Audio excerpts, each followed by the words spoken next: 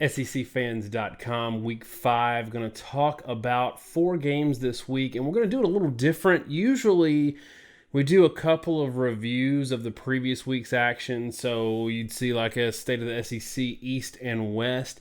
This week, we're going to sneak that material into our previews because it looks like y'all like to watch the previews a whole lot more than the reviews. So we don't want you to miss out on some of the observations we have, both from the numbers and just what we saw on the field from the week before action. So we just decided to mix it up that way.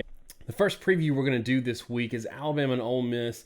Husky's here with me to get nerdy about it. And the question I have before we get nerdy and before we get into the numbers is this Ole Miss team, or at least previous iterations of this Ole Miss team, have been just really a thorn in the side of Alabama. And some years you could make the argument that Alabama was the better team and either lost or got a big scare from them. So what I want you to talk about before we get into everything else is what has it been about the makeup of the Ole Miss teams in the past that have given Alabama such fits where other teams haven't been able to?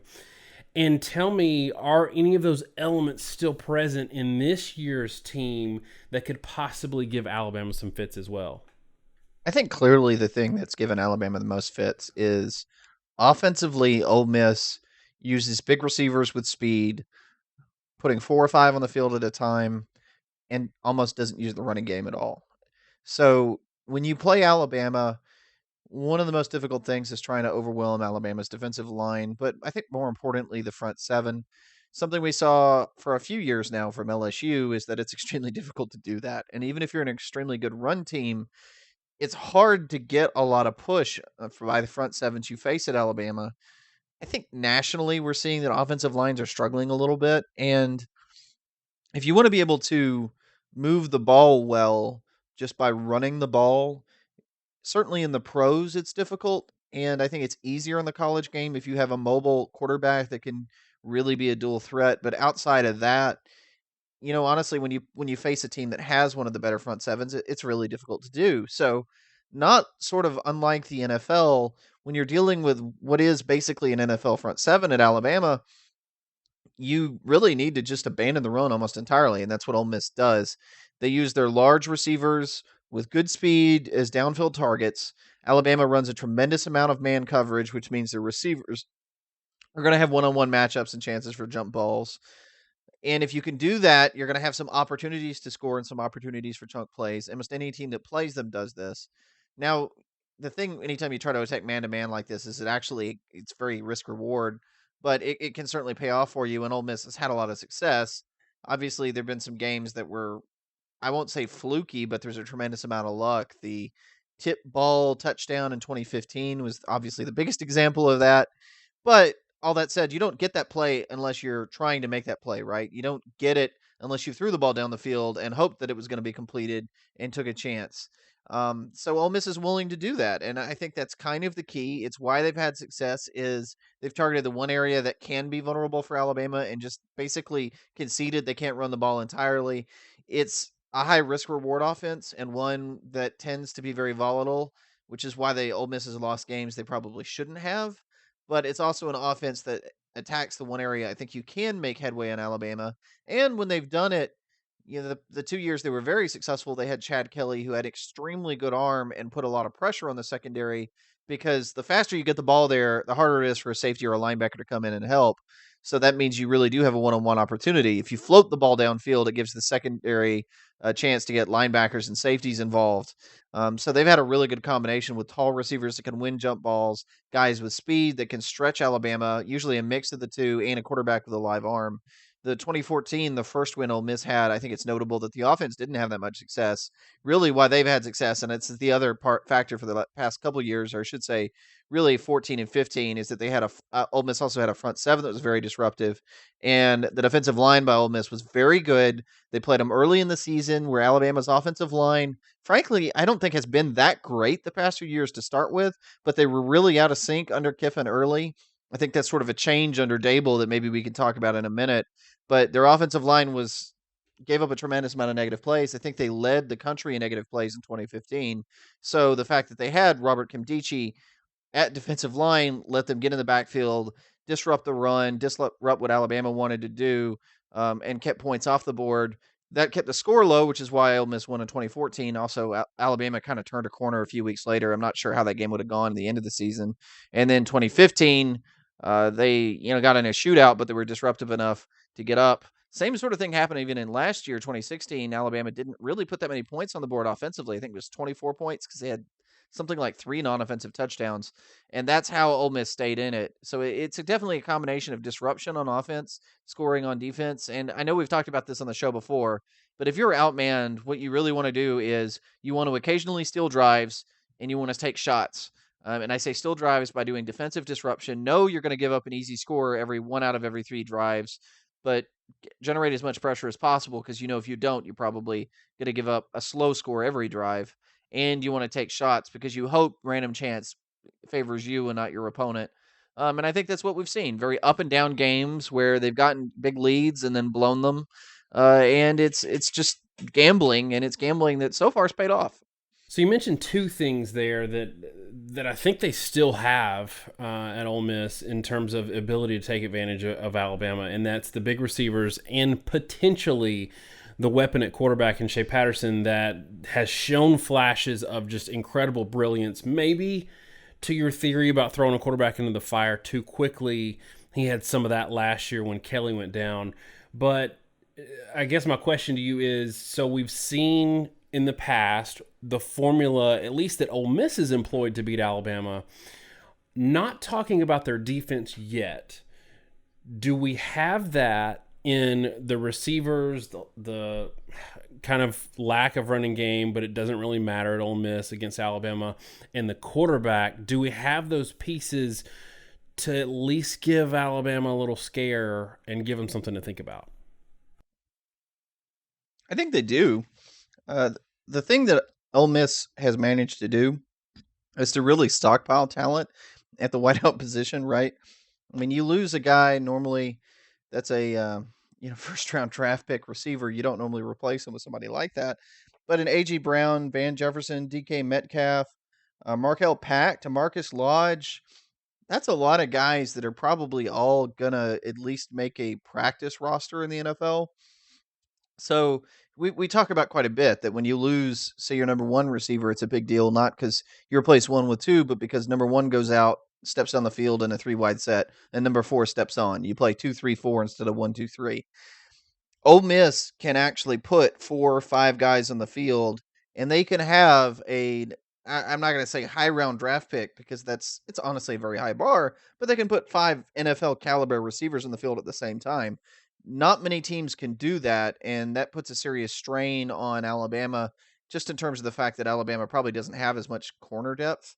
So yeah, I think they do have those pieces especially at wideout. I don't think it's quite as good as it was, and I think Shea Patterson has the capability of doing it. Now, I think Shea Patterson is a bigger wild card than even people realize. We've talked about this before, really, with Patterson and Shermer. Those two guys have both been very up or down in their career. South Alabama, Tennessee Martin this year, great games by him. 9 touchdowns, 1 interception, over 200 QB rating those 2 games. The California game, he was a sub 60% passer, threw 3 interceptions, still had a high yard per attempt average, but really just kind of inconsistent, lots of chunk plays. And then all of last year, we also talked about the fact that he never managed over 60% in a game. 47% against Vandy, 59 against A&M, 56 against Mississippi State. So, there's been signs, I guess, from him. Granted, I think against really bad competition, frankly, playing 2 teams to start the year, one who's an FCS. And then the Cal game, I thought maybe he'd been a little bit better, and then the Cal game was kind of a return to what we'd previously seen. Now, I think it's also a good time to mention something, and that's that we're going to reintroduce our models this week. They don't have a ton of data, but Ole Miss is one of the least proven teams in the country. Surely due to the fact that they have an FCS opponent and a bye, right? So whereas we modeled 8 teams, only 2 actually have played 4 FBS teams. Ole Miss has only played 2 FBS teams, and one of those is South Alabama. So I don't think there's a team in the country probably with as tenuous a track record, not positive or negative, but just unknown. And I say that because everything we know about Shea Patterson this year, I think, is a giant question mark. And I almost think we know more about him from last year. And I don't really know if he's improved or not, frankly, because we really just have a tiny 1 game sample against Cal and a weird game on the West Coast to judge him by. And I think it was kind of cool to me to see him jump out or lead that team up 16 points in the first half. I thought he was finding his groove a little bit. I know some of that came on that one really long play, but 8.3 yards per attempt. If you look at the stat line for the game, it's 363 yards, 8.3 yards per attempt, 2 touchdowns, but then we get to that 3 interceptions. And I think that's what we've seen a little bit. We talked about this with Nick Fitzgerald last year, and he had managed to avoid that until the Georgia game this year. We see that with these guys who are basically not, I don't want to say their whole team, but the team lives or dies on how much they can produce, not just how well they can perform, which is the difference for maybe an Alabama quarterback where they're performing well is managing the game, not losing it for them. But in these cases, we see Miss State, Ole Miss quarterbacks not just having to not lose it, but maybe have to go out and win it for them, which causes them, I think, to press a little bit. And that's where we see pretty good numbers, but the 3 interceptions. So we might circle back around to Ole Miss offense when we get closer to the numbers, but maybe also let's talk about Ole Miss on defense. And Bama fans, y'all hear us talk about you all the time. We haven't really been able to spend a lot with Ole Miss, so we're trying to get a little bit, as much as we can glean from these early games, a little bit of info about Ole Miss coming into this game. We'll get to your Tide in a minute. So, Ole Miss defense hasn't played great so far this year, but, you know, like you said, small sample size versus this Alabama offense. Are they that quick speed defense that's really athletic, that's been able to keep them at bay in the past? Or are there some warning signs there that we need to look for? Honestly, I do think there's warning signs. Mississippi's 49th in the country right now in yard per play allowed, which isn't bad, about 5.1 yards per play. You sort that for FBS teams only. It does get actually strangely a little better to 4.96 yards per play, meaning, and then this happens a lot. It's easy to say, well, they have an FCS team thrown in. It's like, yeah, but what point did they put their backups in? It was Tennessee Martin. It was 45-23 game because they got to a huge lead. And I think it's kind of telling that they allowed less yards to Cal than they did either South Alabama or Tennessee Martin. I'm really not sure completely how to read that. Maybe they shorted up a little bit, but I think mainly they just were more aggressive and played more starters. But all that said, I don't think they're as good as they have been, and I think it's probably pretty clear that that's the case. And frankly, it's because I don't think they're as disruptive in the front seven. I'm not necessarily saying they're slower, and I get it that I get a lot of Ole Miss fans like to point out how great Marquise Haynes is, and he is an excellent pass rusher, but he's not a Robert Kimdichie. So that's the kind of guys like the Kimdichie brothers that really made them good. And when they haven't had those guys, they've really struggled, frankly. And I think they struggled really twofold. One, they've been too small. They don't really have the ability to hold up at the point for 4 quarters, and often just don't have the ability to hold up point for play to play. They have a hard time forcing bad down and distance because if you can get 5 yards consistently on first down, make it 2nd and 5, it takes a lot of things out of the defensive playbook. And the other thing is, you can look at their starters, that first string, and Benito Jones, Braylon Speaks, Marquise Haynes, good players. But when you look at that second string and you're talking about guys like Shepard and Donnelly and Rollinson, or Robinson rather, it's not the same. And we've mentioned before, Ole Miss's general issue in terms of their weaknesses as a team really stem to the fact that their recruiting classes have been extremely top heavy. So they've had really 5 to 7 guys that were 4-star, 5-star guys. And then the rest of the team has been the same sort of 3 stars, 2 stars that they've lived on for a long time. And when those 5 stars and 4 stars pan out and they can make an impact, they can be really good. The problem is the depth. It's one thing to say depth isn't there, but here the depth is a significant drop off. And really, they can struggle if they have to stay on the field for a large number of snaps, which they tend to do to themselves, and they can really struggle when they have to rotate on long drives. So I think that's kind of their problem. I think their first string is okay, but I don't think the linebackers are fantastic, frankly. Um, I don't know. Dietrich Bing Jukes is really somebody that should be on the field, frankly, at middle linebacker in the SEC. I think he's solid and maybe in that not much more than that. And I think really they have probably three linemen that are real SEC caliber and pretty good players, and the rest of them are really suspect. The secondary too is decent enough in coverage, but not really great and way too small to make tackles. They struggle way more than they should in the basic receiver screen game and short yardage game.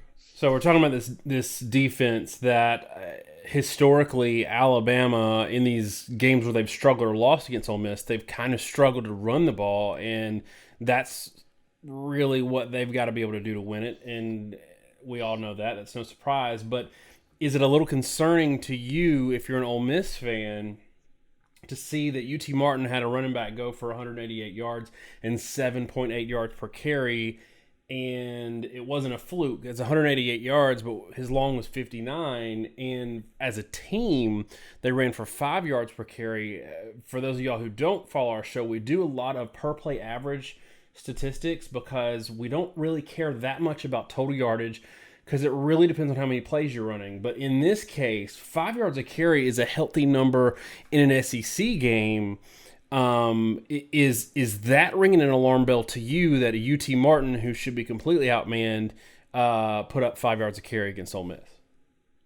I think it is. Now, I kind of excused some of the performance and said, well, that was complicated because they were scoring a lot and they were trying to rotate bodies and they played a ton of drives. But yeah, I mean, they did run the ball too successfully. And I think it's worth noting, again, they've only played 3 games. Only 2 of those were against FBS teams. And the only FBS team they played outside South Alabama, the only team with a pulse, was Cal. Cal can't run the ball, okay? Cal's rushing average right now nominally is 4.32 yards per carry, but that's because it's buoyed by an FCS team. Cal is only averaging 3.5 yards per carry on the ground in 3 games: North Carolina, Ole Miss, and Southern Cal. None of which have been particularly good defenses, frankly, to this point in the season, Southern Cal included. So I think there's evidence that Cal can't run the ball. Why do I bring that up? Because, the one game that they did pretty well and held them to was a Cal team that really only throws it. And the other 2 teams that really weren't very good at running the ball either had a lot of success. So there is no data to this point in the season to suggest that the run defense, which was frankly very porous last year, has actually improved. And like you noted, the UT Martin game, there's some serious warning signs that it's quite bad. And I bring up Cal to say, the one instance a lot of people would point to and say, well, we did pretty well in that game to hold them to 27 points, which is not necessarily that good. That was also against a team that can't run the ball themselves. So it's a giant question mark. We don't know what they're going to do against a team that can run the ball quite well. But given what we saw from Alabama against Vanderbilt, I'm not really thinking Ole Miss is going to be able to hold Alabama's run game in check. And for those of you who didn't catch on that was a massive segue into Alabama. And coming into this game, you and I both reviewed or previewed the Alabama Vanderbilt game last week. Neither one of us thought that Vanderbilt presented a material threat, even though ESPN and the media kind of hoped they would for interest, which I get. Like, a lot of people complain about opponents getting pumped up pre-games. Nick Saban did it. He does it for all the opponents he plays or his team plays because there's a lot of gamesmanship going on there, but it just creates interest. So I'm not really mad about that. I don't think that Vanderbilt was doing that much talking. I loved how Jalen Hurts handled it. They're next on our schedule and all that. I don't know that Alabama was that motivated in terms of trash talk and all that. I think they were just a much, much better team. Now, we saw a Vanderbilt team who you also said their numbers were a little bit telling a lie because they were, number 1 rushing defense in the country and all this, and it was a bit of a mirage, and we see that now.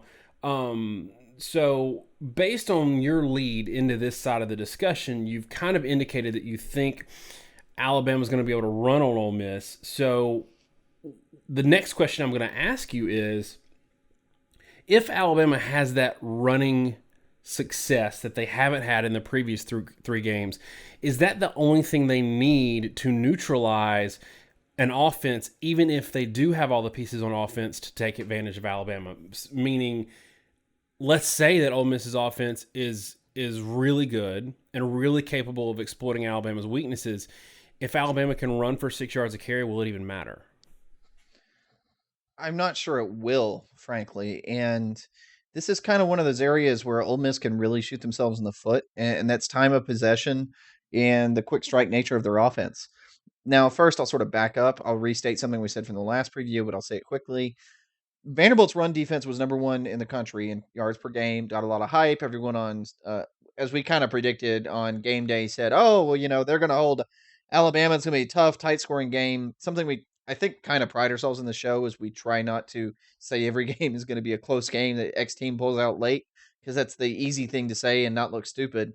I had Alabama 27-0 in that game, and the reason was Vanderbilt's statistics were about what you would expect for an average opponent, that average for what they should have done for what the other teams normally do. Convoluted way of putting that, but Middle Tennessee State, Vandy's first opponent, has not rushed for 100 yards in a game yet. Alabama A&M is a 3-win team in the FCS, and Kansas State had about the same yard per play average against Vanderbilt as they had against Central Arkansas and Charlotte.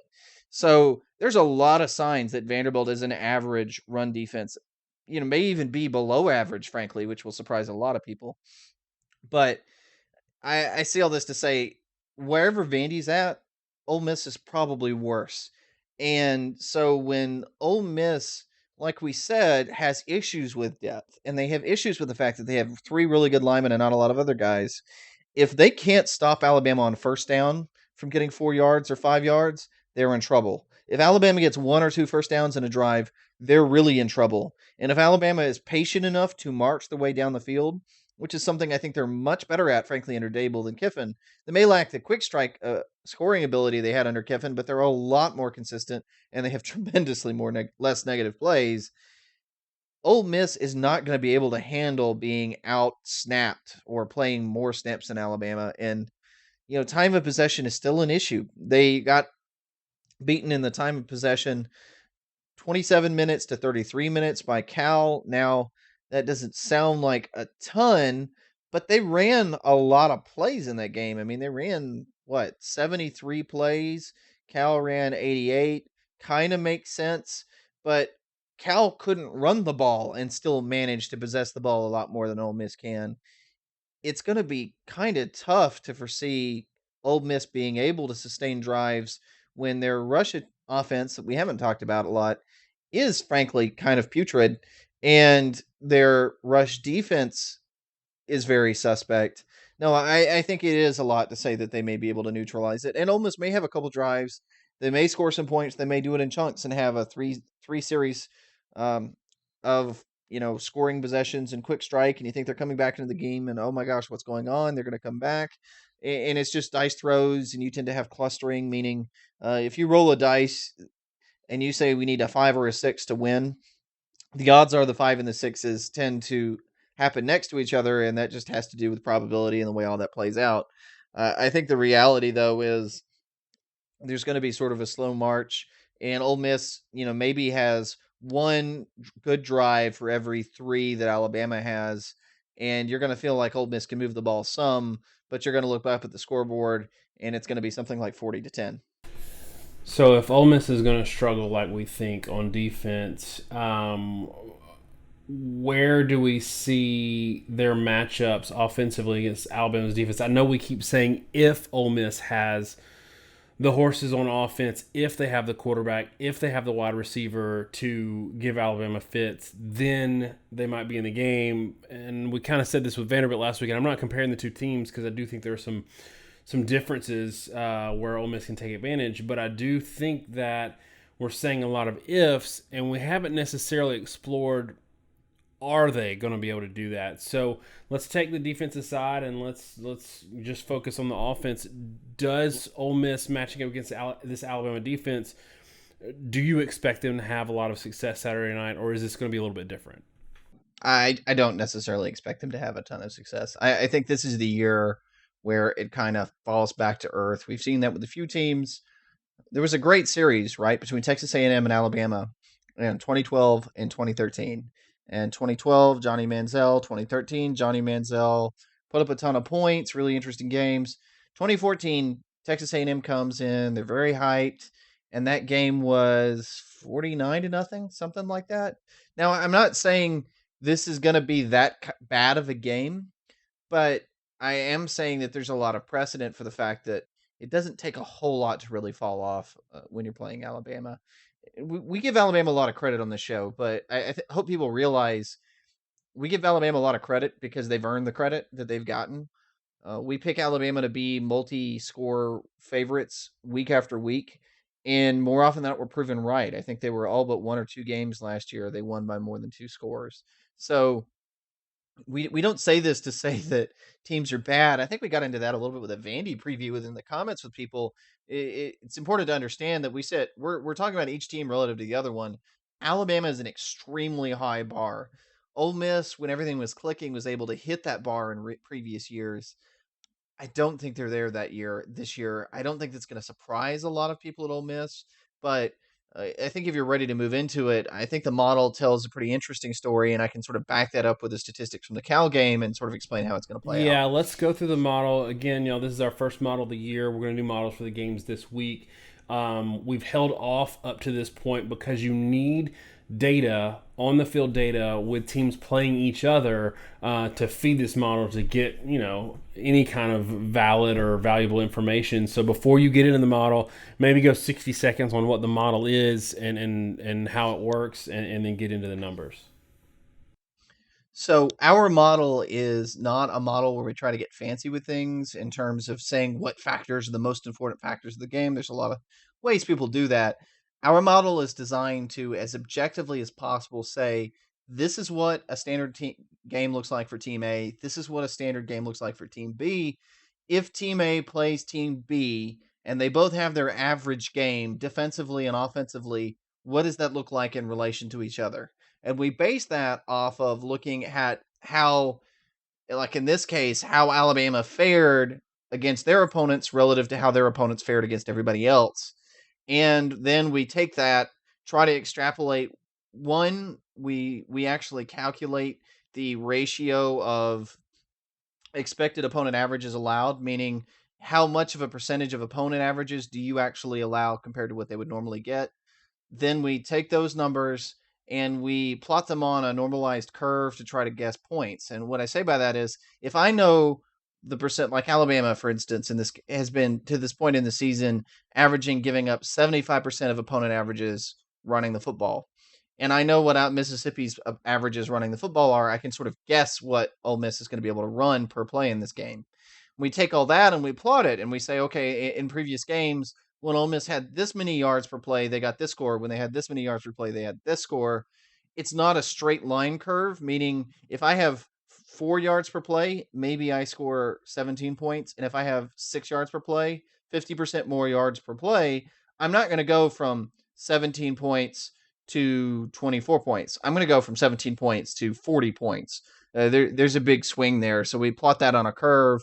And from that, we try to extrapolate the score. None of this is too complex. We just do the math to try to figure out where it is. And the whole point here is we're trying not to inject our own opinion into the model. We're trying to let the model speak for itself. Okay, now all that said, the key here with Ole Miss is their yard per play averages have to be very high for them to be able to score points. We've seen this for previous years. And the reason for that really is inconsistency. In the Cal game, they had a pretty high yard per play average. They averaged 8.3 yards per pass. It sounds fantastic. Problem is, they had two pass plays that accounted for 143 yards. So when you take those two plays out, and they threw for 44 times, you had 42 pass plays that were 5.3 yards per attempt and two pass plays that got 140. Now, those 140 yards did put points on the board, and I get that. But the point is, on all the other drives in the game, which was the majority of the game, they didn't generate nearly enough yardage to move the sticks consistently. You need probably 7 yards per attempt or more to really be able to move the sticks throwing the football, just because you have incompletions in there. So that's kind of the issue with Ole Miss in the model here. Alabama averaging 75%, giving up 75% against the rush, 80% of the pass. I actually think those numbers are going to get a lot better. That's really skewed because of how much garbage time they played at Fresno State and Colorado State. The problem is, even with those numbers, it's only projecting right now that Ole Miss is going to average 5 yards per play. That's decent for most teams. That's not a ton for Ole Miss. And what that tells me is they're probably going to have one or two drives where they have some chunk plays. And right now it's projecting them to have about 12 points, so maybe a couple touchdowns out of it. The problem is conversely, Ole Miss is giving up 103% of opponent rush averages, meaning with only a 2-game sample here, so this is, really, really low sample size for Ole Miss. South Alabama and California average more yards per carry against Ole Miss than they have their opponents. So when you play Alabama, who has an excellent rush attack, this is projecting Alabama to average almost 7 yards a carry in this ball game. If you can get 7 yards per carry, you're almost unstoppable offensively, and that's really all it comes down to. Ole Miss's pass defense at 93% is really just average, frankly. So Alabama is expected to get about 7 yards per play to Ole Miss's 5, but the score differential is pretty drastic that comes out of that. It's projected score of Alabama 40 to Ole Miss 12. Not too surprising, but I think it's an 18-point line last I heard, and honestly, that line is low or accurate. I thought I saw 28, but keep talking and I'll check I it. should look that up. Yeah, I was about to say, I mean, if it's 28, that's pretty interesting because that's exactly what the model pegs it as. But I remember seeing that line and people thought maybe the thing was high, maybe people thought it was low. Whatever it is, 18, 28, at that point you're in the margins where it's just more of a matter of how much Alabama wants to step on the gas, frankly. You're in that same territory. I don't think there's any real shock either way. This game is what Vegas thinks it is from everything I can see. 28. Ole Miss does 28. Okay, well that's interesting. So our model, this is the same model we ran all last year. Our model on the nose has the same prediction as the Vegas line. So obviously I personally would never bet on this game because it is truly a 50-50 game. I think 28 points is completely fair. And yeah, I mean, this Alabama is 28 points better than Ole Miss, I think is what it comes down to. All right, so we've heard the model, and it's funny because the number I had in my head before I heard the model number was 41-14. I'm going to stick with that, and sometimes you have some insight to where what you see in the model and what you see in your gut deviates from one another. So give me the model score one more time, and then give me what your gut says. Okay, one more time. The model is 40-12, exactly on the 28-point Vegas line. My gut is just based off the data and how it compares, it's probably not enough. Alabama's data is skewed because half the games here include a lot of garbage time. It's not giving Alabama's defense nearly enough credit. And the other thing is Alabama's depth in the backfield and that offensive line is tremendous, as we saw in the Vanderbilt game. Why did Alabama put up 59 points on Vanderbilt? They put up 59 points on Vanderbilt because they had a road roster. Well, because they had a road roster. They have a limited roster, which limited their ability to substitute. That was actually kind of the secret of that game. So when they went they actually went to their fifth tailback in Ronnie Clark. But even Ronnie Clark was a 4-star player. I was kind of curious to look that up. He suffered injuries, and so when you can go 5 deep and 4-star guys, it's really hard not to score because they're going to put in their second string or third string if they get up 40-12, and I'm not sure they can stop. Now, I also think Ole Miss probably is going to continue to try to score late. I don't know. It's going to be interesting. I think if you're smart, you call off the dogs at that point, fight another day because they can absolutely 100% positively cannot let Shea Patterson get injured. If it wasn't for that, I think they'd catch up, and I think there's still a chance. If they play their starters with Alabama's backups in, they're going to score points late and be a backdoor cover. Not that we're a gambling site, but you follow.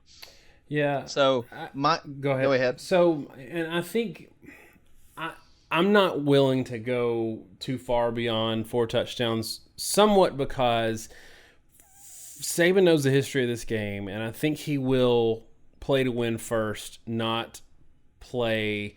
And I'm not saying he's playing a run-up to score in any time. We've seen he actually hates to do that. But he does do things a lot more conservatively if he has any inkling of doubt than otherwise.